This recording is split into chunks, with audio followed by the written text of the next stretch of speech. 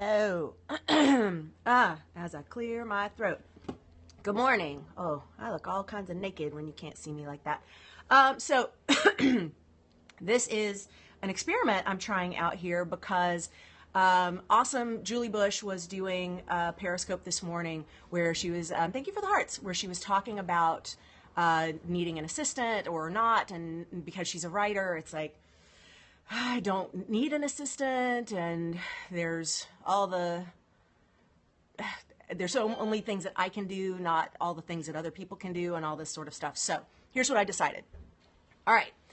I figured, I'm like, I have so much advice, but Julie, thank you. Okay, great. I was just telling people that this was my harebrained scheme to give you this advice because I was like, well, I could put it in a tweet, but then it's going to be like 10 tweets, and it's like, well, I'll just Periscope it and then push it out to you on Twitter. And if you see it now or later or whatever, here it is. And it's good advice. So here we go. All right, awesome.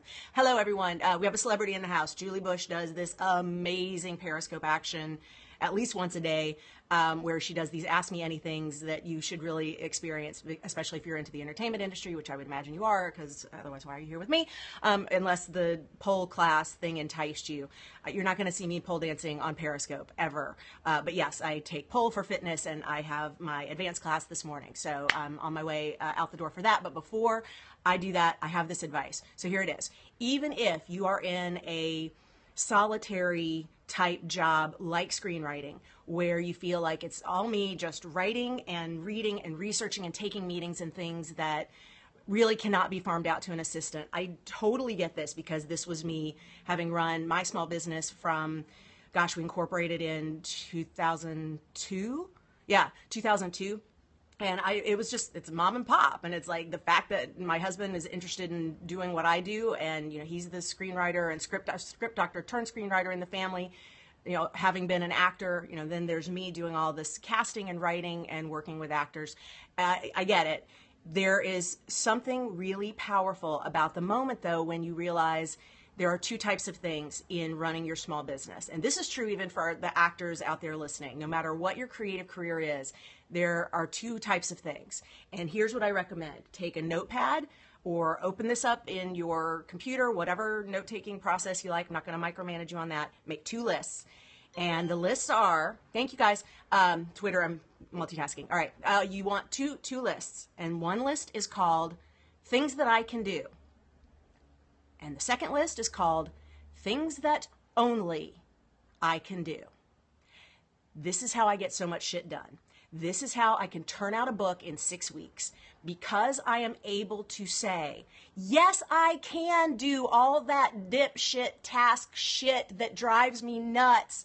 And because I'm a perfectionist and a bit of a control freak and have a touch of the OCD, I will do all those things, and I'll do them well and I'll do them fast.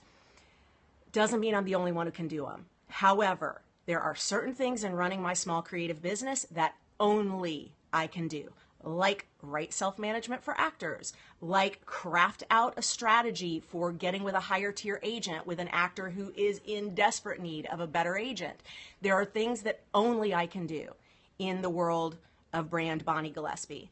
And making that list is incredibly valuable because it allows you to see where you're dicking around doing shit that you really could farm out. Now, here's the paradigm shift that's going to be required, or at least it was for me. The first time I paid someone to do something that took them 4 hours that I could get done in 40 minutes, it hurt my heart a little bit, especially because she didn't do a great job of it, and there was shit that I had to go clean up after. And I went, oh my God, that kills me. But I realized in that 40 minutes that I could have spent doing it perfectly, I was able to advance something that far eclipsed what it cost to pay her to do it. And then I taught her and tweaked it and showed her, okay, great, we're off to a good start. Here's how we can optimize this. And then she got better at it and she got faster at it. And I learned that not everybody's great at all the same stuff. So I've gotten really good at being able to pick up different assistants for different tasks. I am great at choosing project-based assistants. So I'm able to say, what turns you on? And if you're like, I love database. Oh my God, I've got someone on my team who loves data entry. She freaking loves having a bottle of wine and a bunch of data and putting shit in my wiki. And thank God for her, because if we did not have her, there is stuff that would never get in there. Because if I'm going to do it, it's going to take me away from things that only I can do. Yeah, she doesn't do it perfectly according to my standards. There are so many things that I would do differently, but the data's in there, and now it's searchable, and now it's backed up, and it's not on 3,000 different pieces of paper and notebooks and other systems, and it is instead something that can be managed by my whole team. And growth management is something I am really passionate about, and even if it's just 2 little tasks that at the end of the week, Julie, you're able to farm off to somebody else, the psychic clutter that it clears up will actually allow you to be more creative, more expressive, and more efficient in what you're able to put out. So I challenge you to take an entire week of your life and write down every day, each task you take on, is this something I could do, or is this something that only I can do? And just start seeing things through that lens. And you're not going to farm off every single one of the tasks that are not on the only I can do it list, and I don't want you to. But even if you pick 2 or 3 of those things, then the following week go, this is something I have to do every week, and I don't really enjoy it. And I mean, yeah, I can do it, but so can someone else.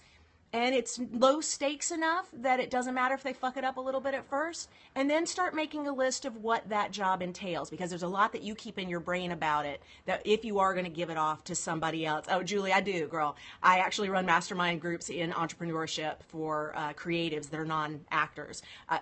You're not far off from what I do. And my next book is called Have Fun, Don't Suck. And it's actually a leadership manual for creative entrepreneurs. All lessons learned from running my own business in working with actors all over the world. So I'm passionate about efficiency and systems and being able to allow creatives to have more brain space to do the thing that only creatives can do, which is build art for the rest of the world to consume.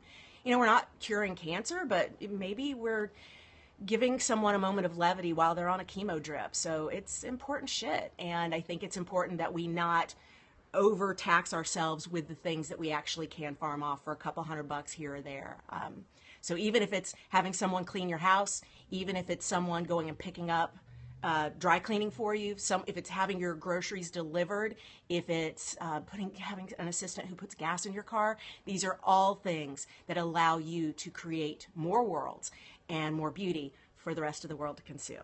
So that is my advice to you, lovely Julie. Thank you. I'm so glad you were here live for this, because I wasn't sure if I was going to be able to catch you or not. I am now off to my advanced pole class at the Pole Garage, which is my home away from home. Love you too, sweetheart. Mwah. Glad that we've gotten to connect like this. I first learned of you through Jeff Greenstein, who taught me poker when I was 16. So we go way back. I am going to flip and fly and turn my ass upside down and hopefully work on my Jasmine, which is the hardest trick I've got in my arsenal. And it is tough, but I love it. So I'm going to go do some tough but love work. And then when I get back, I am going to write my column for Monday, which is all about systems that creatives can use, because I came up with this really fantastic list of like 5 things that I think would really help creatives run their to-do list. And so I'm actually kind of in this brain space right now, which is why I was so like, I got so much to say. All right. Thank you guys. As always, it's so much fun seeing you on the Periscope. We will do it again, I'm sure, when I get home from flying my ass around the pole. All right. Stay inspired, everybody. Mwah.